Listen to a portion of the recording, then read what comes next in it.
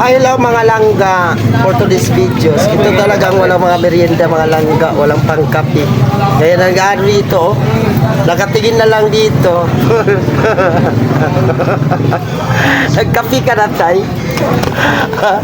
Nagkapi ka na, no, brother? Ito tinatanong ko, hindi pa daw siya nagkapi. Ito lagi nagagatas yan, dito natin siya. Nagagatas yan.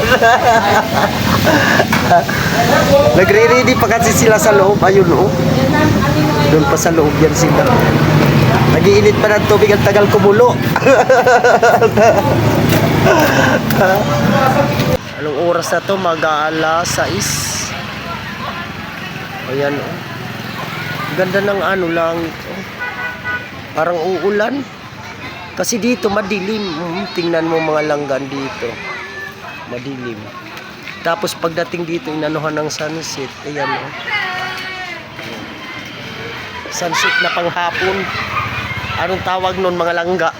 Iba palang meaning nun, mga langga, yung nakita ko kanina, mga alas 6 na nagdidilaw ang langit. Di ba sabi ko, uulan? Talagang sobrang lakas ng ulan, mga langga. Mabuti nga huminto. Makakapag-overnight kami. Sobrang talagang lakas ng ulan, mga langga.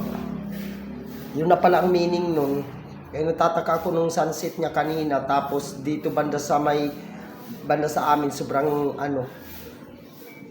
dilim ng ulap. Yun na pala yun. Good evening mga langga. Nandito na naman ako mga langga. Kakapi na naman ako. Ayan ang mga ginagawa ng mga ko. Mga best friend ko. Tingnan mo dalawa oh. Diba? Kung sa Bisaya pa nagpipinti kasi ng labahan. Nag-aadlaw na sila. Yan ha, magagapi naman ako mga langga dito. Yan. Oh. Diba? Yan lang ang gagawin. Wala na tayong ginagawa.